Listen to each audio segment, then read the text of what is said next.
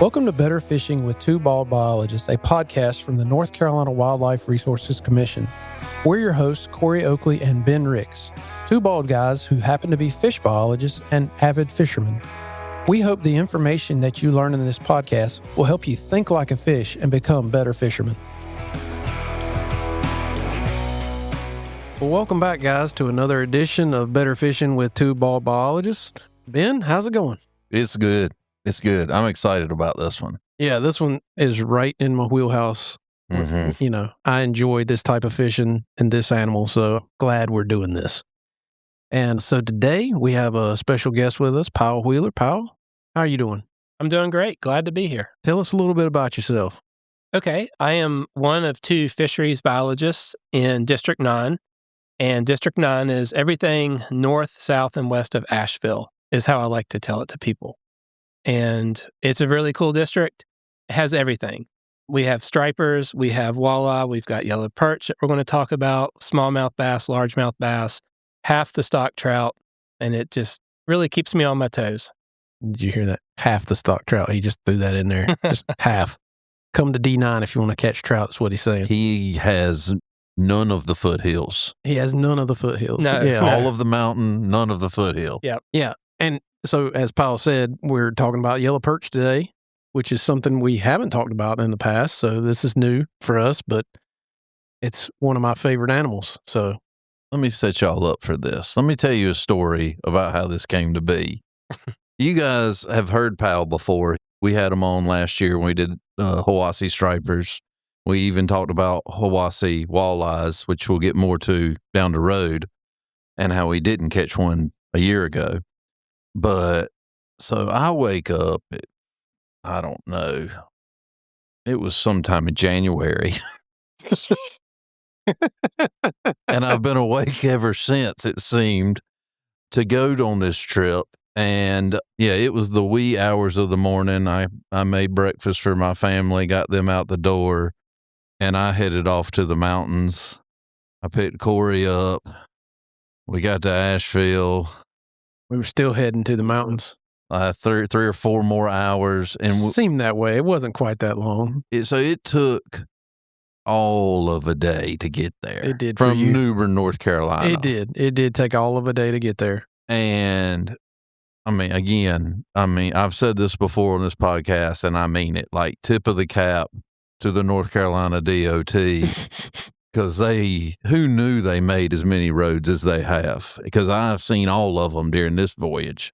Yeah. Once again, we went to the far western tip of the we state. might not ever be able to get there again. We probably will never go there again as a podcast, but we once again have traversed the state all the way to where I'm pretty sure we were in Georgia or Tennessee. I mean, we were like, what should we talk about? And for some reason, we said, let's do as many episodes as we can on the thing that's as far away from us as possible.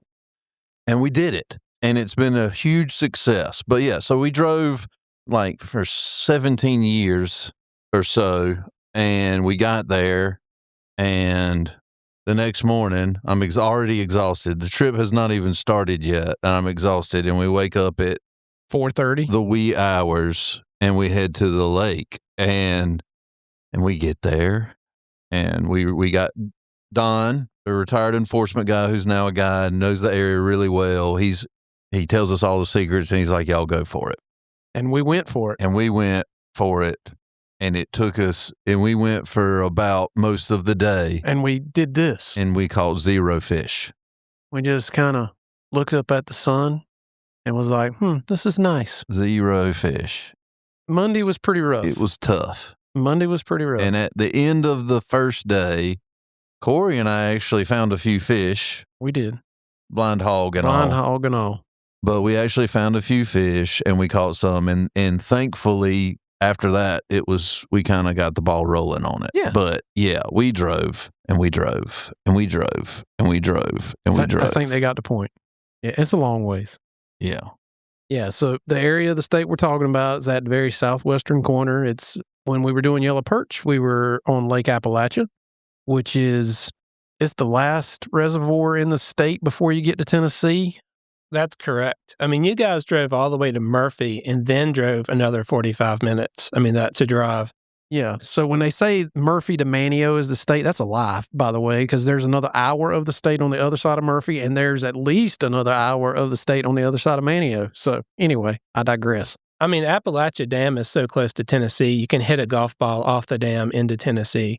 We don't advise you doing that because the TVA might not like it. They might not, but in theory it could be done. But it's that close. It's that close. That's right. It's the last water before you get into Tennessee, and it's still the Hiwassee River at that point? That's correct. But once it goes through Appalachia, it has what we call a remote powerhouse.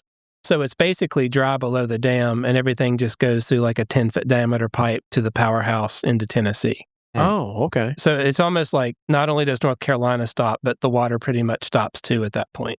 Interesting. So it goes to the powerhouse. Then where does the water go? Does it come back into the river someplace else? Yeah, they generate there. And honestly, I don't know. I don't know if it dumps into a reservoir down there or another reservoir, if it's back in the river. Interesting. I did not know that. My maps stop it at the boundary. Yeah, we only saw the lake. We didn't see what was beyond the dam at Appalachia for sure. But yeah, we were back in Appalachia, which we did a trout show, last year? We did. Yeah. We did. Trout podcast. It's a really neat area. It's probably one of my favorite areas in the mountains for sure. It's wonderful. And it's kind of off the beaten path. And the interesting thing there, I grew up calling them raccoon perch. I did too. And in the coast, that's pretty much what they were called. Yeah, if you call them yellow perch on the coast where we're from, they look at you like you got three heads. Right. But they're the same fish. In District 9, they like to say coontail instead of raccoon, but interesting. Yeah, so we have a different variation. And the reason for that is if you ever see them, we'll put an image up if you're watching us on video of a yellow perch. They have these really distinct black vertical bars going down their body. They're bright yellow, or they're kind of greenish olive yellow in color is the background. And when they're in spawn, they have big bright red fins going on. And then they have those very distinct black vertical bars or dark olive vertical bars going down their body. And so everybody said, it looks like a raccoon, so that's why they call them that. And the reason why, and Powell can kind of shed some light on this maybe a little bit, the reason why we went there to do this, because they're all over the state, but in some of these mountain lakes, they get to be pretty good sized. And that was what we were trying to do, was showcase those fishing opportunities. Powell said something about his trout fisheries were doing pretty good, but we wanted to show him that the yellow perch fisheries are doing pretty good too. There's also more to Powell than just a trout. That's a whole nother podcast. There's a lot to Powell. Yeah, yellow perch, they're kind of interesting. They're not native to District 9. They just started appearing in all our reservoirs in like the early 2000s, just one at a time, like they started popping up. So they were getting bussed around who knows who, and generally that's really bad in fisheries when new fish show up in the reservoirs. But yellow perch they have these relatively small populations in all these lakes, and so it's the best case scenario for introduced fish. So they're not native to District 9. I did not know this. Because they are native to, like, the eastern part of the state. Sure. Yeah. That's right. We're kind of on the very southernmost edge of their existence. I mean, for those of you who don't know, they're big time in the Great Lakes. I mean, like, yellow perch is one of the things in the Great Lakes region. And so we're kind of on that like a lot of the animals that are in D9, you're kind of on that southernmost tip of their range. And so that's curious that yellow perch were not native. I did not know that. I didn't either. I learned something new today. Fun fact. They're native north of us and east of us. Okay. But not in the headwaters of the Little Tennessee where we're at. How do yellow perch need water? Yes, I'm pretty sure. So they're much like many other fish. They do need water. That need water. They haven't crawled out yet. Okay. So, but who knows what will happen in the future. So I have a question to that. Have you seen, when yellow perch showed up, have you seen any negative impacts to them arriving on the scene? None at all. And I think that's mostly because in everywhere except probably Lake Junaluska, they are very small populations. And, we go do a big gillnet survey and catch 2 or 3 for the whole week. So do you see more in Junaluska? Lake Junaluska is different. So this is about a 200-acre lake in Haywood County, so it's really small. We saw it. We took a detour. Don't worry. Oh, did you? We digress. It's one of the Chief took a wrong turn. Chief took a wrong turn. That sounds lost. So Yeah. We were only lost for half a mile. nice. That was an accomplishment getting lost in Haywood County. So well done. But in Lake Junaluska, it has a lot of them, but they grow really small, but just big enough to eat. So there's a group of anglers that target those. So, but in all the other reservoirs, very low population density, and then they grow to very large sizes. Yes, they do. So we see 12 and 14-inch yellow perch all the time, which is, I think, very unusual. I'm not an expert on yellow perch up north, but I think smaller is more common. I think they're that size up north for sure. That's why they're so popular. You know, a 12 to 14-inch fish is fairly common in like the Great Lakes region, but in North Carolina, that is not common. You know, because you're right on the edge of their range. It's not where they love to be, so to speak. So, you know, you can see that along the coast. You can see a 14-inch yellow perch along the coast, but you really have to know where they are and how to target them. It's a lot like what you're talking about. They're kind of small. Like the population that you're actually, where you find them is kind of in a real small group. You're not going to find them everywhere. Yeah. In my fishing growing up, we grew up fishing the Chowan River a lot for brim, and we call raccoon perch. It's fine. I'm for good with it. now. Yeah. Because I was on the Chowan River. Yeah. I call raccoon perch. It was more incidental while we were brim fishing. We never actually really targeted them. I know there's people that did, but we never did. Yeah. And in my childhood, growing up on the noose, generally throughout the times that most people fish, like the summertime, the springtime, that's exactly the way they were. You just ran across one on a beetle spin or something like that and caught one, and they'd be okay size, nothing major. But in the wintertime, in the very, very early spring, like February-ish, when the water's still kind of cold and they're just coming out of spring, you can find groups of them where you do find those 12 to 14-inch fish, really, really nice yellow perch. I mean, I can remember as a child with my dad breaking ice on the Neuse River to go yellow perch fishing. We were nuts. But I thought it was the best thing ever. I mean, literally you're crunching ice going across the river to get to a spot, and, you know, you'd crunch out, it was almost like ice, you crunch out a little hole because you kind of knew where they would probably be and fish that hole. And there they were. And they would all, you know, they're all about like that, you know, something like that. And they are delicious to eat. Yes, they are. Delicious. They don't have any problem. Well, they're in that same family of walleye. They're in that Perkidae family. I guess, is it still called Perkidae? I don't even know anymore. They probably changed it. This is fish science from 25 years ago, so I'm sure somebody has changed the name of the family now, but it's the perch family, the true perch family. And walleye are, as everybody, well, most everybody knows that's ever caught one, are delicious. And yellow perch are that same way, kind of have that firm flesh, real nice flavor, kind of mild. I don't know. I love eating them, so. Yeah. They are unequaled, in my opinion. Yeah. In my opinion, that's the best eating fish we have in District 9. Is it yellow perch? Oh, yeah. Huh. Interesting. I don't know where you rank crappie versus walleye, but Oh, my wife would rank crappie way down on the list. My wife can't stand them. yeah. So I go Don't understand that, but yellow perch, crappie, and walleye, and then the Powell Wheeler scale of eatability. oh, so crappie's above walleye for you? Yes, I would definitely think that. Interesting. Interesting. That's not true for me. Everybody's got their own taste. It's okay. It's okay. Yeah. Everybody got to do your thing. Well, we can agree on the three, if not the order. So There you go. So what do these fish like to eat? The yellow perch. What do they feed on mostly? they eat small things like bugs and crayfish and invertebrates and probably some fish too. But, you know, in contrast to their cousin, the walleye, they have much smaller mouths and they sort of hang out on the bottom and just eat whatever they can find. They're not shad eaters like walleye are. So in theirs, they like to associate, like in a lot of my reservoirs are like very nutrient poor, so it's very clear water. And you get these like beds of Chara, which is kind of a algae plant on the bottom. Sounds familiar. They like, do you see that down here? No. We saw that where you were talking. Yeah. They really like associating with the Chara beds. And we found some that in one of the lakes, Glenville, we were like working up fish, and one of them was full of like these teeny little mussels called like pea mussels or something. Mm-hmm. It was just kind of odd. So apparently they ate things with shells too. So they're pretty much an omnivore. Pretty much eat about anything as long as they can fit it in their mouth. Yeah. And they're, for the most part, towards the bottom. Like they're mainly along the bottom. They're not suspended as much. You don't see them as suspended as much. No, not as much. They seem to be much more bottom oriented. Well, walleye are too. I mean, their cousin is very, very much. I mean, I'm sure. Don't write me. I'm sure all of them can be suspended in schools. I understand that, but generally, walleye are benthic feeders. They're on the bottom, feeding off of stuff that's along the bottom. So.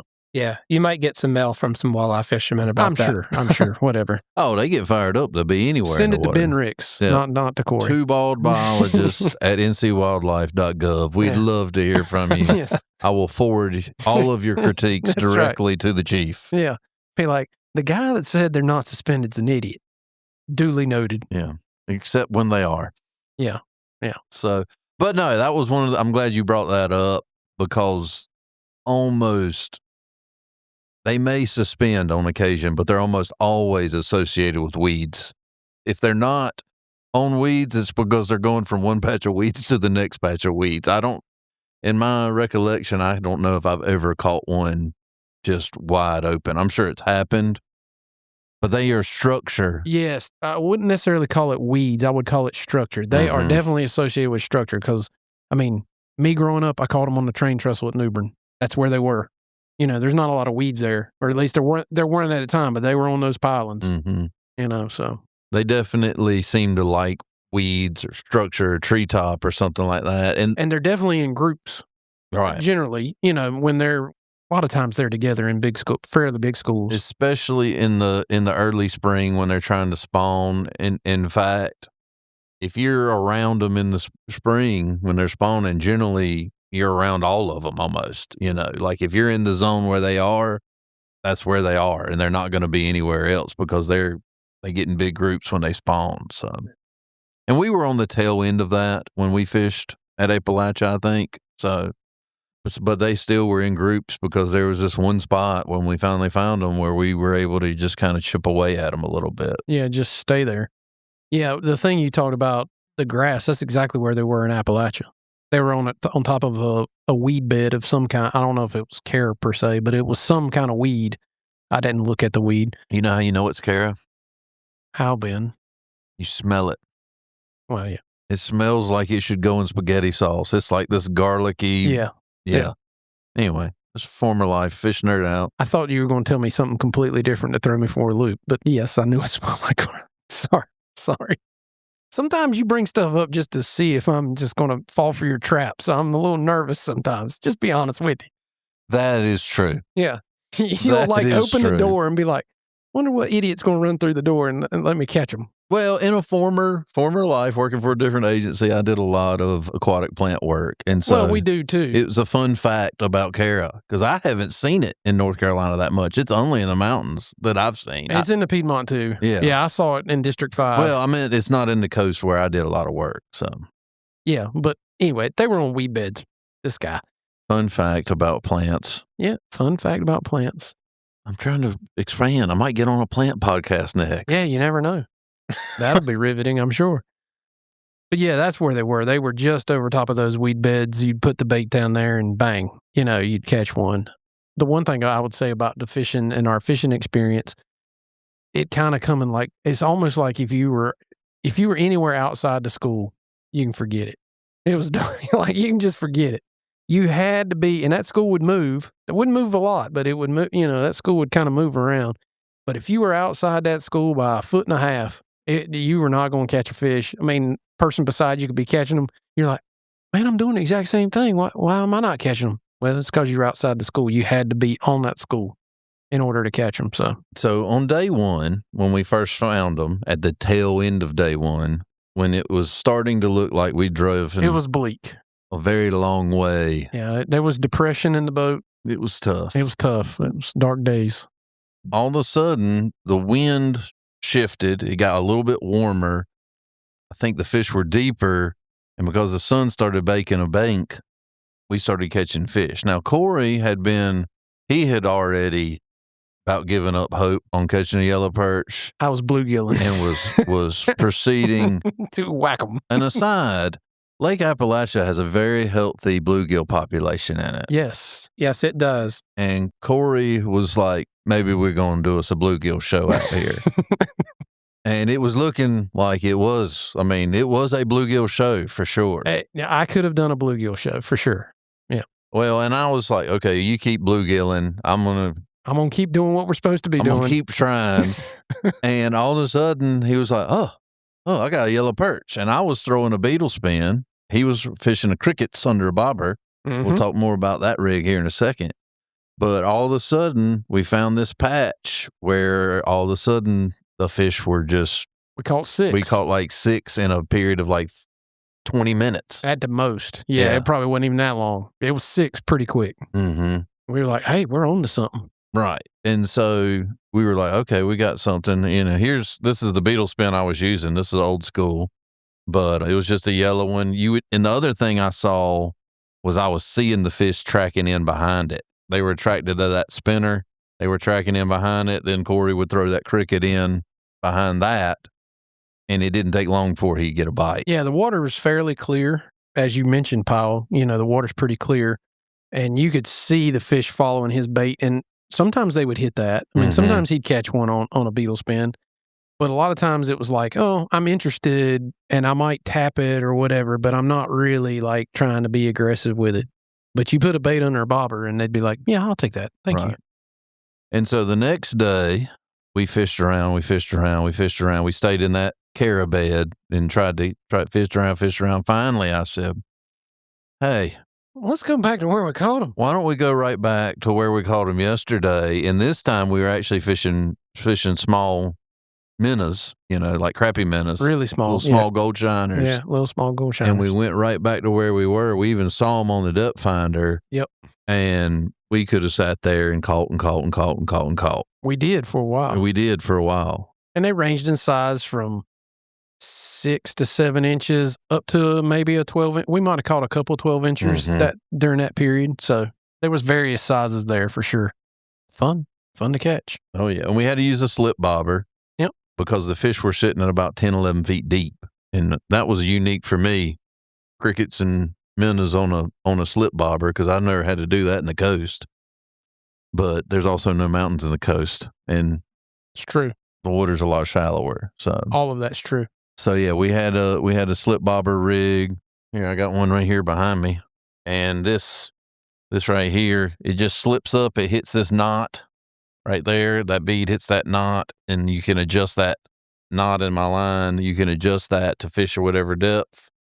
I fished a significant amount of weight just to get it down really quick, and then a small hook here on the bottom. And this is just an ultralight reel. You don't need more than that. You don't need any more than that for these fish. So. You don't. And it was a lot of fun. Yeah, well, it's what I grew up doing. It's taking me. Home week. It was nostalgic for sure. You picked up that beetle spin. I was like, whatever, dude. You can fish that beetle spin until you're blue in the face. I could care less. I'm going to bobber fish the rest of the day, even if it's just bluegill. I'm on bobber fish. I'm good with it.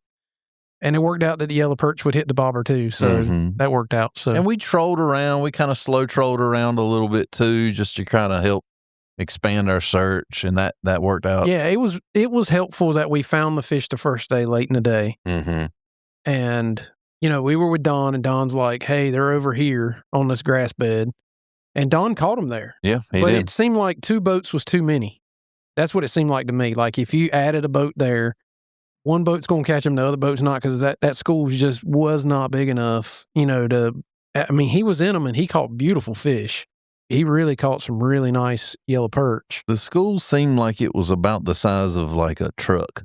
Yes. Like about the size of your boat was about the size of the school. About the size of the school. And so he was constantly moving around it, and I'm like, yeah, that's hard. That's hard for 2 boats to fish that small a school. And so when we went back over to the other spot, we had not seen them on the graph the first day. No. We didn't see them on the graph. But the second day, it lit up like the 4th of July. Like, it was like, oh. In fact, we saw them on the graph before we caught them. It was hours. Yeah, it was we left them and then came back. I was like, there is a massive amount of fish right here in this one little area. And we fished it for a little while. We got a couple bites, but we never got anything to hook up. And we went on, and then we were like, let's go back over there and see. And that's when evidently they turned on, or we put it in their face the right way, or whatever it might have been. But then it turned on, and we just started catching fish, and we were catching fish. We left them biting. We were like, yeah, we're pretty good. We don't have to keep harassing these guys. Right. And so we went on back to the house at that point. Mm-hmm. No, it was a good few days of fishing. Yeah. I enjoyed it immensely. It was a long ways away, but I did enjoy it. Well, I mean, but it translates, right? Like, Yeah. I mean, I grew up fishing bobbers and, that kind of stuff. So it was really neat to do that again because, Well, it's second nature to me. Maybe it's not second nature to everybody else, but I think that's almost everybody when they're 4 or 5 years old, 3 years old, getting started fishing. That's how you kind of start, is at that level. You don't have to have a whole lot of technology. I mean, I started with a Snoopy rod. For those of you who don't know who Snoopy is, go look that up. There might be somebody that doesn't. It was an orange and white Snoopy rod. It's 3 foot long. And with that, it wasn't a slip bobber, but it was a cork and a hook. And that's how I learned how to fish. And then I did a ton of it all through my childhood, teenage years, college years. I mean, that's what my dad and I did. That's what we loved doing. So that's how we fished. I was very simplistic in my fishing. And so when it was like, oh, we're going to do this for yellow perch, I was like, yes, we are. I'm good with that. So you don't have to have a lot of investment. It's fairly simple. You need a bait shop or you need to go catch your own bait. We use crickets, little tiny golden shiners, wax worms work.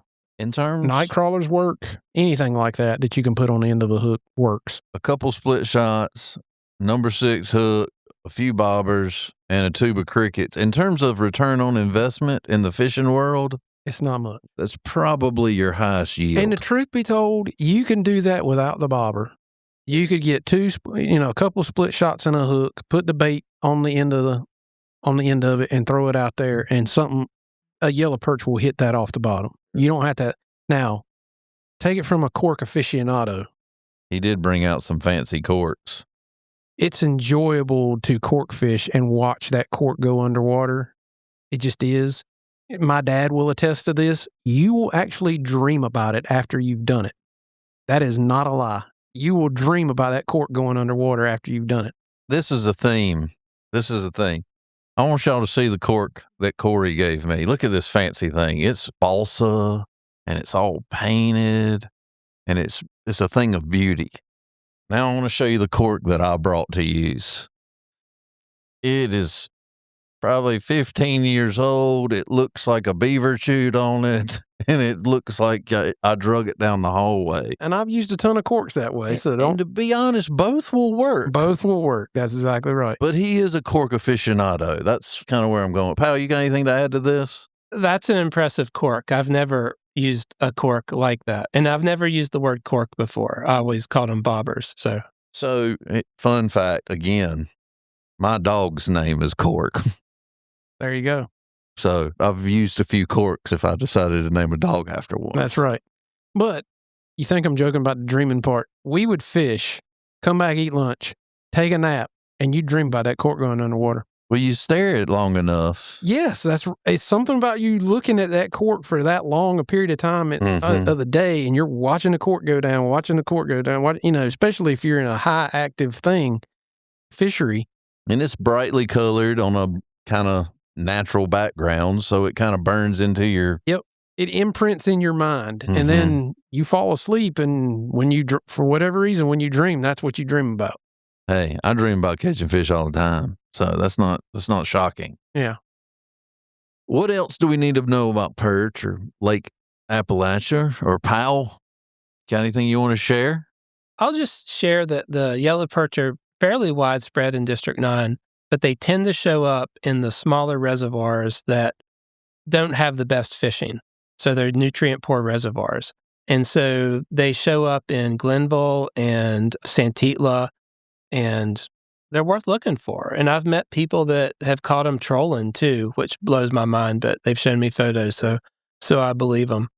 They're a neat little resident of District 9. There's no doubt to me that they will hit small crankbaits, small jerkbaits being trolled, anything of that nature, live bait being trolled. There's no doubt in my mind. In fact, if you go to, say, an Appalachia or a Glenville or something like that, and you don't know anything about the fishery, like it's first time, don't know anything about yellow perch, but that's what you're looking for, that's probably how I'd start. Either that or look for a grass bed or look for some kind of structure. But if you're not having success, start trolling around looking for schools. And then when you catch one, stop. And then focus your efforts on that school. That's how I would approach it probably. One of the things I learned, I did learn a thing or two. I learned a lot. I learn something every time I head up there. But one of the things I learned, everything we were throwing, the beetle spin, the minnow, well, the crickets weren't minnow imitations. They were actual crickets. But when I've thought about perch fishing, I think, well, they eat little minnows and stuff. But when we were cleaning those fish, they were slam full of crawfish. Especially the larger ones had crawfish in their bellies. So, they're eating all kinds of stuff down there. So, I didn't expect to see that either. So, that doesn't surprise me at all. I mean, they're in the same area. Spots. Yep. So. You run out in front of me, I'm going to eat you. It's a dog-eat-dog world out there, if you didn't know. It's a perch-eat-crawfish world. That too. Well, I think one of the things that we really haven't discussed is they are throughout the state. Mm-hmm. Some populations have waned, like in the Catawba. Those populations have gotten less. They're not as abundant as they once were, particularly like in the southern Catawba for whatever reason. Used to have a lot of yellow perch in Lake Norman. They exist, but it's very nominal. Really popular in Albemarle Sound. Mm-hmm. I'm trying to think. I want to say there was a commercial fishery for them in the Albemarle Sound. Especially in the Chowan. Particularly in the Chowan, towards the western part of the Sound. Scuppernong, Yopium, all those. Yeah. That area. There was commercial fishing for them at one point in time. That Sound has turned a little saltier than it used to be. And so... Especially this year. Yeah, especially this year where there's little to no rain. But in general, that was a very fresh body of water. The Albemarle Sound was very fresh. And so yellow perch were there quite abundant. Particularly in my childhood, I remember that was the place for yellow perch. That was the place for commercial fishing for yellow perch. So, once again, we're on that southern end of their range. But when you do find them, a lot of times you find them in fairly good numbers, particularly in the eastern part of the state. You'll find them in fairly good numbers. But I really enjoy fishing for them. They're very tasty to eat. Once again, it's a pleasurable experience to go there. It's a long ways away. Hiwassee, Appalachia, Murphy area. If you're not from there, it's worth going to see. We talked about this on our road trip because you got nothing else to do but time to talk about things. But you go through the Nantahala Gorge coming from the east. You go through, there's other ways to get there, but the way we went is through the Nantahala Gorge, which is it's the Nantahala Gorge. Everybody knows what that looks like that's been there. But then when you get to the other side of the Nantahala Gorge and you get into the Valley River and you get to where it's unlike any place that I've seen in North Carolina where it's almost like you're on a plateau and the valley is so wide and the mountains are all around you. It reminds me, it's not the Rocky Mountains, but it reminds me of that kind of scenery, but with Appalachian mountains around you.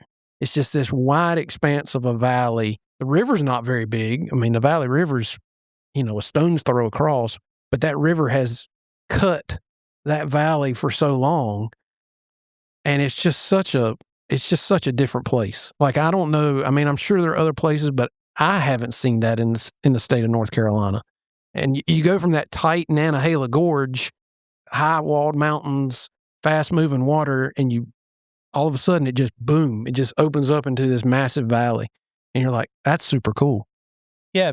Prehistorically, the Nantahala River did a 90-degree turn and went down through the Valley River Valley. Oh. So historically, it was, this is, with mammoths and stuff around, but there was a lot more water back in the day. That makes sense. Yeah, because I even said to him, I was like, it's amazing that tiny river would, it's not that, I've been on the Valley River. It's not something that you would be like, oh, that's impressive. Yeah. Would cut that kind of path, but it's a pretty wide expanse.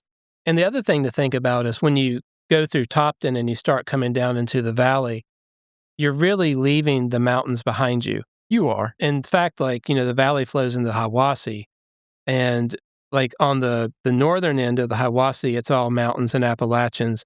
And then on the southern end, it's Georgia. And it's what you think Georgia is going to look like. So we tend to get, nothing but bulldogs everywhere. I love how you said it. It's the Appalachians on the north. And on the south, it's just Georgia. I'm a hillbilly, so I judge things by the mountains. And so when I go across the Hiwassee into the southern end of it, it starts to look like the Piedmont of North Carolina to me. It does. It does. Yeah. Yeah, So- it's got a little bit of that look to it for sure. It's a lot more hilly and rolly kind of thing. So. Yeah. But it's beautiful. You know, if you want to catch yellow perch in the mountains, it's a great place to go. There's a lot of other, as you've heard us do podcasts, and we're going to do one more. There's a lot of different species you can catch. I mean, you can catch multiple species in the day. You know, if you go at the right times of the year, you can catch stripers, you can catch walleye, you can catch big trout, you can catch yellow perch. Because those reservoirs, Hiwassee and Appalachia, are right there together. I mean, the boat ramps are not that far apart. And so you can be on both reservoirs within a given day if that's what you so desire to do and catch all those things. So it's really a cool place. That's why we went back. It was such a cool place the first time. And we talked to Don about all the different fisheries. And he's like, man, you really need to highlight these things. These things are really cool. And he's right. They are really cool. Yeah, I'm very pleased that you guys have discovered District 9 and got to appreciate some of the gems in it. No, it's a really neat place. And yeah, if you're interested in catching yellow perch in particular, really those western lakes and the Albemarle Sound area is your two best bets. Those are your two best bets for sure. Yeah, the Piedmont is kind of a place where they occur, but it's not like I don't know of a good population in the Piedmont that I know of. Yeah, they occur, and also a lot of them aren't really catchable size. The populations, the fish don't get very big. Yeah, they're 2 to 3 inches at best most of the time is what you see. Maybe a 4-incher, you know, something small. You don't really see good populations in the Piedmont, even though they occur there. Is it time for questions? I think so. I think it is time for questions. So, got an email from Mr. Wong. You guys are doing great about sending us your questions and sharing your information, sharing your fishing stories with us, and we really appreciate it. Mr. Wong fishes up near Lillington on the Cape Fear River. Okay. So the top end, Top end of the Cape Fear River. which is a very neat area. It is. Rocky River, hard to get to. Yep. And generally places like that have good fishing, and that was kind of what he was telling me about. I went on a boat trip one time. We'll talk about that later on another podcast. Might have seen all that. Yeah, it takes a lot of a boat trip to get there. Yes. He was catching some bass, and he wasn't sure what they were. And he texted me the pictures, and they were Alabama bass. We'll put a picture of it up. But the other interesting thing there is Were they Alabama bass? well, that's where I'm getting to, is that is one of the places back before we knew what we know now, where we actually stocked spotted bass there eons ago in that river. And he asked me, hey, are these spots or Alabamas? Well, the biological answer is it's hard to tell because they're so similar. There's really not distinguishing features. So I texted and I called our local biologist and said, what's the latest genetics data on there? It is likely due to the size that they were spotted bass. However, No, don't tell me. However, like many places, the genetics have indicated that there could be some Alabama bass that are entering the system, which brings me to my next. Please stop moving fish. Please don't move fish. Golly. And Alabama bass are the flagship example, but we have others, blue cats, flatheads, flathead catfish, that is. River herring. Yeah, river herring's another good one, especially in Powell's district. These fish have been moved around and they've caused problems for the native fish, even with the best laid plans. And in the past, we have been responsible for some of these as well. Wildlife Commission's been guilty of it. Not Alabama bass, but others. Not Alabama bass, but once you make a mistake, you try to make new mistakes, not the same ones over and over again. And it definitely seems that while, Powell said earlier, yellow perch came on the scene, they weren't necessarily native.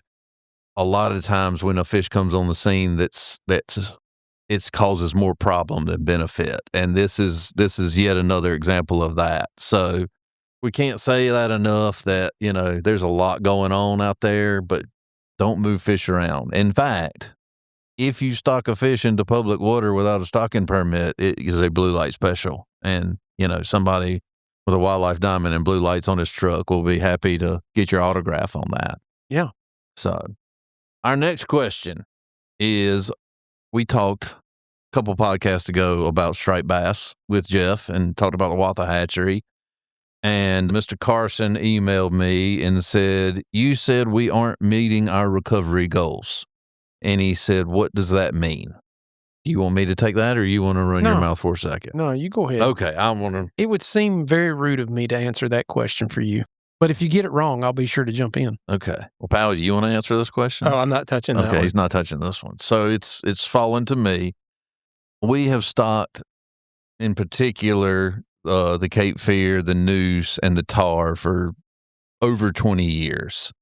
The initial goal of that project was to reestablish a self-sustaining population of fish.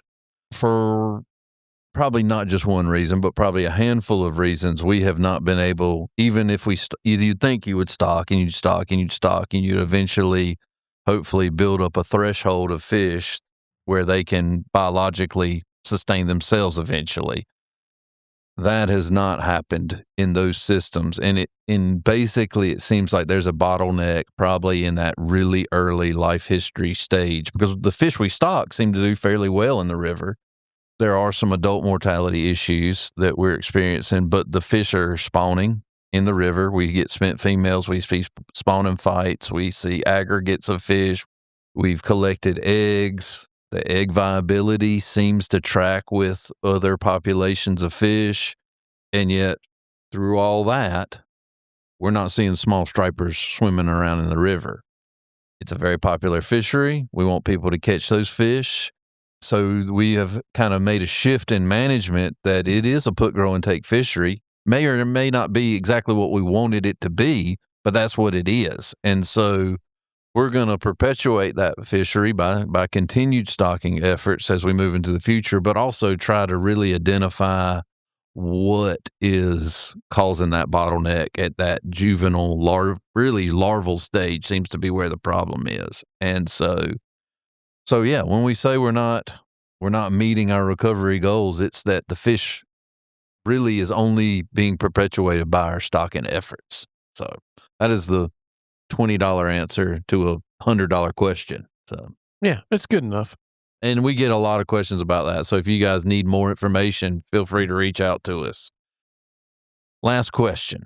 See where we are on time. There's maybe 2 questions here. Go for it. We're walking on a theme here. If I purchase live minnows or bait from any bait shop, is it safe to bring them to any body of water for use? I've heard of people introducing new species or spreading diseases by doing this, and I don't know if it's an urban legend or not. Well, it's not an urban legend, so... We just kind of talked about part of this. Yeah, so it's actually against the law to dump your bait bucket into a body of water. Can't do that. So if you go and purchase these animals somewhere else, that's completely legal. Fishing with them, completely legal. The likelihood of that animal, having a bunch of those animals survive and reproduce is slim to none. Not saying it's impossible, but slim to none if they've been used on a hook.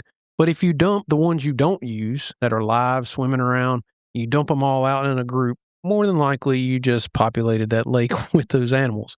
Especially if it's any number of extra fish. Yeah, if it's, if you got 25 of them, you just did something. Unless they come by and somebody comes by and eats them all, some fish comes by and eats them all, that you have populated the lake with them.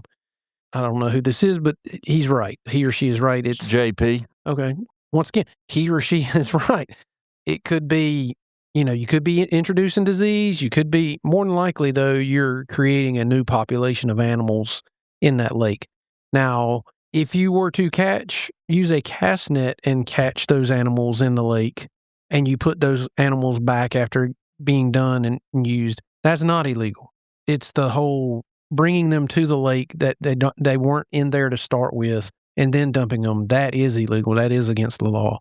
So we would tell you not to do that. It is a blue light special, and it's just not good for the fishery. You can cause. That's one of the reasons why we have river herring in the West. Is people caught river herring somewhere else, or they went and bought river herring, because you can buy river herring in certain locations. Went and caught river herring in another place, brought them there, fished with them, and then dumped what they had left over into the lake, and the river herring established, and it ruined walleye fisheries across the western part of our state. It is a classic example of why you should not do this. And so, anyway, that's my answer to that. We don't like blue light specials either. No, we don't want you to get a ticket. No, that's so right. Appreciate him reaching out and asking this and make sure he's right. Yep. He also asked if he could bow fish from the bank. Short answer to that is yes, you can. You can. You just have to make sure that the bank you're standing on, like if you went to a city park or state lake, you just got to make sure that the manager of that property is okay with that. Hey, kids over on the playground.